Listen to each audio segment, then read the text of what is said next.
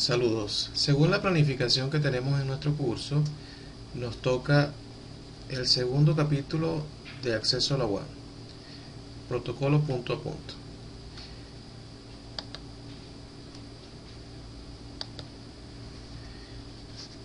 Este capítulo tiene los siguientes objetivos.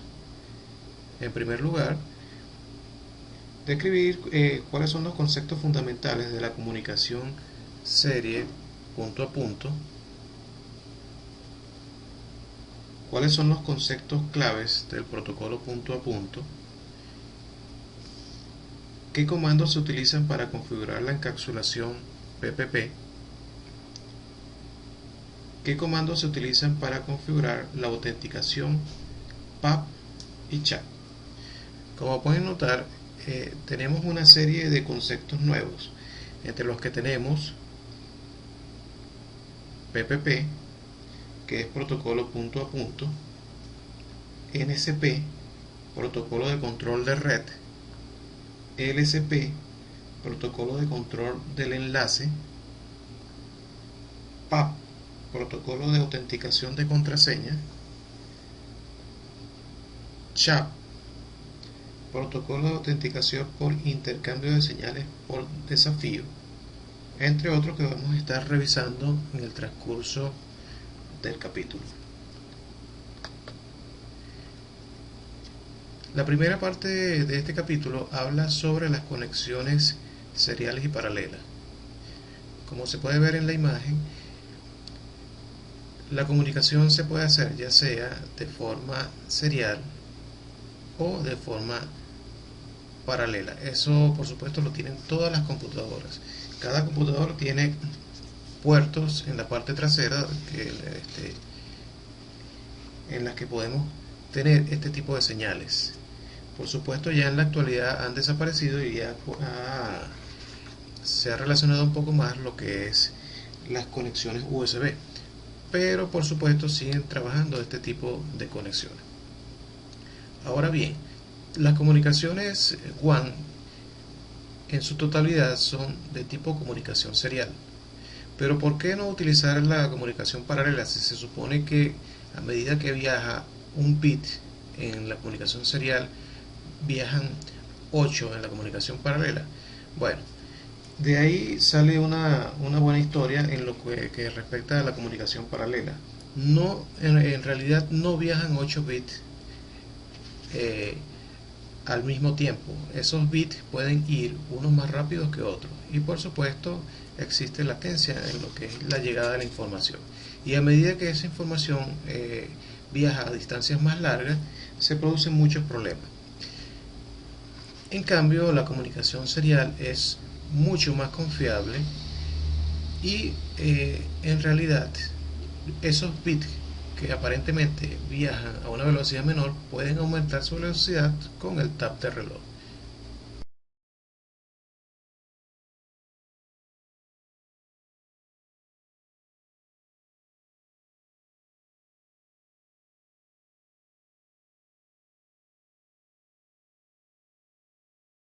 Siguiendo con las láminas, nos conseguimos con un concepto ya utilizado anteriormente, que es TDM o Time Division Multiplexing.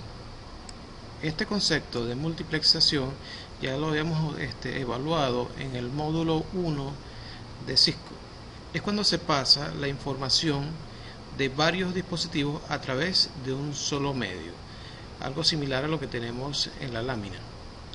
Fíjense que en el módulo 1 hablábamos de cómo se pasaba la información a través de un solo cable cuando todas las máquinas de una LAN estaban conectadas.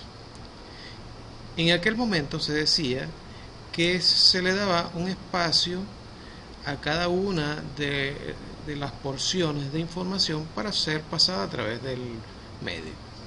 Entonces esos datos eran entrelazados para luego pasar al medio. Fíjense que acá en la lámina tenemos 3 dispositivos, los cuales van a pasar toda la información a través de un elemento llamado MUC. Los MUC se encargan de tomar toda la información de los dispositivos que están dentro de una red para luego ser pasados a través del medio por un solo cable en este caso. Luego, otro MOOC del lado contrario se encarga de hacer la visión y distribuir la información hacia donde va. Este proceso se llama entonces multiplexación por división de tiempo y consiste, como les decía, en darle una porción de tiempo a cada uno de los datos para transmitirlo. Aquí entonces estamos consolidando el concepto de cómo se pasa un archivo de gran tamaño a través de la red sin bloquear el intercambio de información de los demás equipos, ya que al hacer la división de datos a través del medio, entonces todas las máquinas pueden enviar información en un mismo momento. Algunos ejemplos de este tipo de conexión son las líneas TD1, E1 y las ISDN telefónicas. También existe otro tipo de multiplexación llamado Statistical Time Division Multiplexing. Este hace el mismo proceso, pero le da mayor prioridad a los datos que se escojan. Por ejemplo, si queremos darle mayor prioridad al video, entonces le decimos al MOOC cuáles son los datos que tienen mayor prioridad y por supuesto lo pasamos a través de la red. Fíjense que acá estamos dando prioridad a la impresión y el video. Entonces, utilizando los mismos espacios de información, se van intercalando los que tienen mayor prioridad con los que tienen menos. Un concepto ya evaluado en el capítulo anterior es el punto de demarcación. Según lo que vemos en la lámina, evaluamos varios aspectos de lo que es el ISP. En Estados Unidos, por ejemplo, los ISP tienen el punto de demarcación entre el DCE y la Oficina Central de Comunicación. Fíjense que acá está el DCE y tenemos un switch de la Oficina Central, OCO.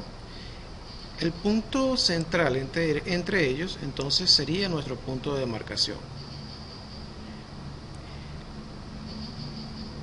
Lo que ven en morado entonces sería la LAN del usuario. Vamos a poner por aquí a ver si podemos decir LAN. Y del otro lado, por supuesto, va a ser el proveedor de servicios de Internet.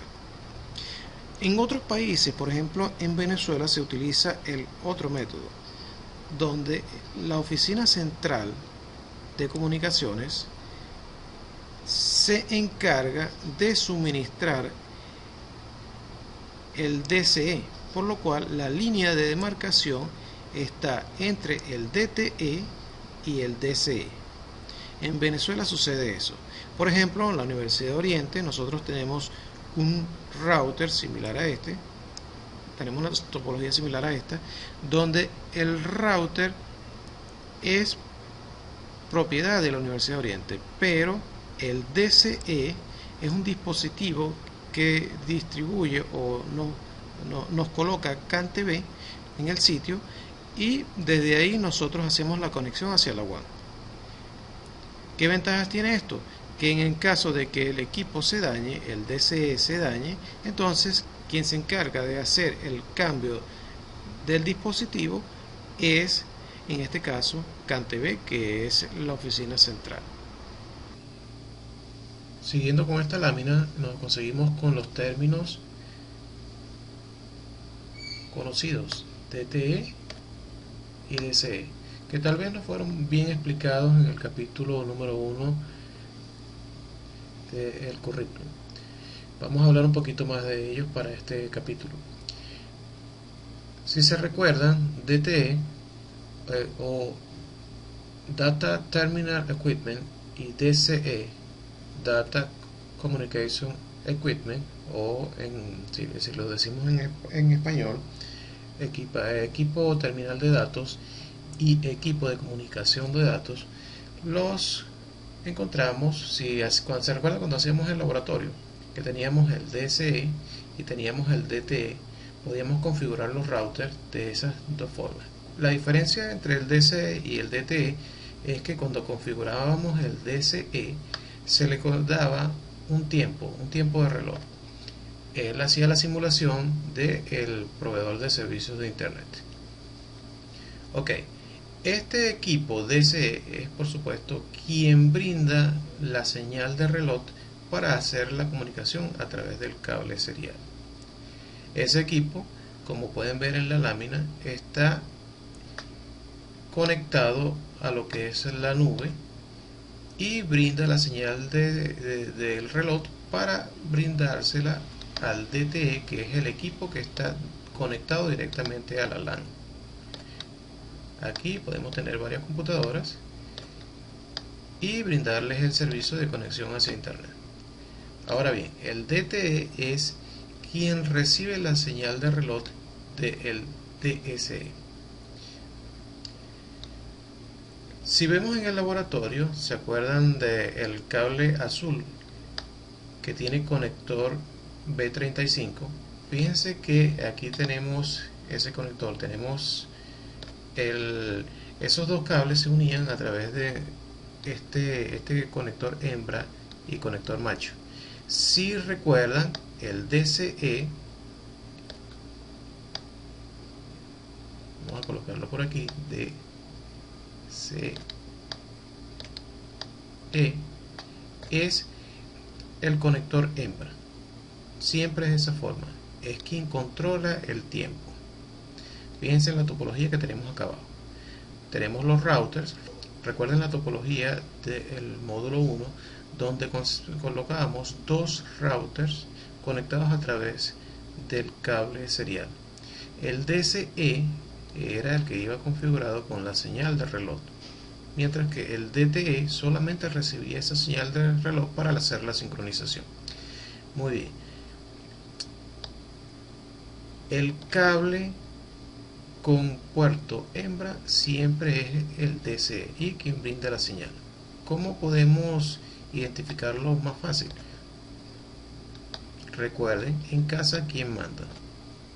La mujer, por lo cual ustedes pueden comparar fácilmente que el DSE siempre va a ser el puerto de comunicación con el conector B35 hembra, mientras que el macho, el conector macho, es simplemente el DTE y quien recibe la comunicación. Si lo comparamos en casa, es quien recibe las órdenes de la mujer.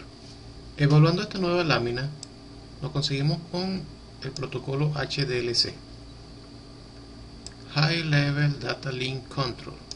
Es un protocolo que viene por defecto en los dispositivos, normalmente los Cisco. Se utiliza para las líneas dedicadas, para la conexión de líneas dedicadas, aquí lo podemos encontrar, cuando es conmutada por circuito o para compañías telefónicas. Pero si vamos, que es lo que se utiliza actualmente, la conmutación por paquete, vamos a utilizar otro tipo de protocolo, como el protocolo FRAN Relay. Este protocolo HLC viene por defecto en la configuración. Eso quiere decir que cuando yo coloco los dispositivos y coloco la tarjeta serial, por defecto se coloca es el protocolo HLDC. Podemos ver un ejemplo en Packet Tracer. Fíjense, acá tengo dos routers 1841. Vamos a ver sus conexiones. Aquí tengo las tarjetas de seriales. Vamos a ir al CLI. Ok, vamos a colocar no por acá. Vamos a verificar. Enable. Veamos un show interface.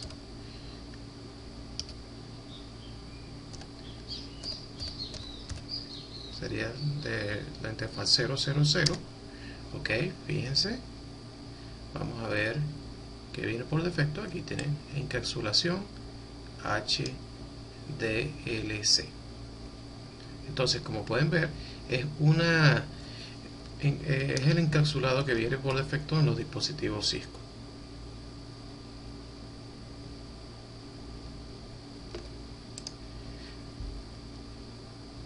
Si por casualidad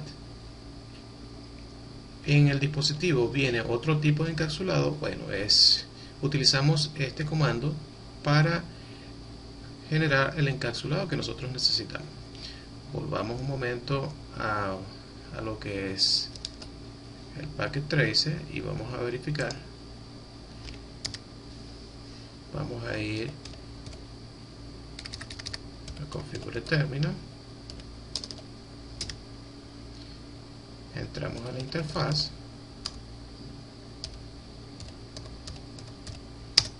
ok, y veamos cuál es el tipo de encapsulado. Fíjense que los encapsulados que tiene el router son Front Relay DHDLC, que es el que viene por defecto, y PPP. Es fácil de cambiar, simplemente se coloca el comando encapsulation.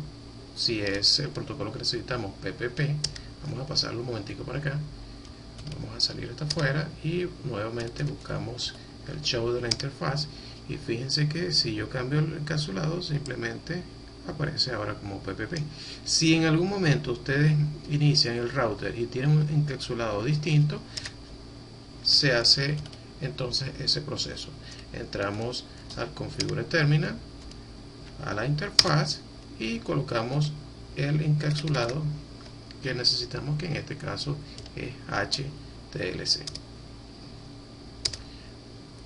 Vamos hasta afuera, hacemos el proceso de show interfaz 00 y fíjense que podemos colocarle el encapsulado que necesitemos en el momento. Tenemos entonces Front Relay, PPP y HDLC para el tipo de encapsulación. Descripción de los conceptos punto a punto. En esta lámina vamos a describir un poco más lo que es el protocolo punto a punto y el uso en los enlaces WAN. ¿Qué es en realidad un protocolo punto a punto? Es una conexión entre dos dispositivos para producir un enlace. Recuerden que cuando nosotros conectamos por primera vez un dispositivo router, él viene con el encapsulado por defecto HDLC. Para hacer una conexión de punto a punto, de protocolo punto a punto, entonces debemos ir hasta la configuración de terminal y por supuesto colocar como protocolo el PPP. Ahora bien, ¿por qué se hace este proceso? Si son dos switches Cisco no hay ningún problema, porque ellos utilizan el protocolo por defecto de HDLC y no existe ningún problema en su comunicación. El problema se suscita cuando tenemos un switch Cisco de un lado y un switch de otra marca de otro lado.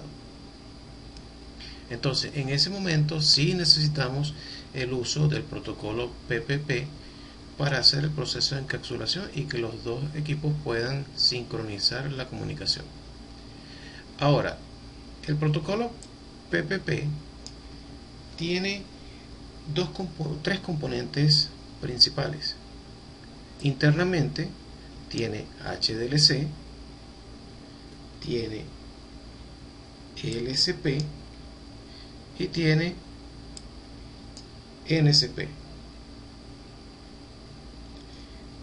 LSP es Link Control Protocol, en español, protocolo de control de enlace.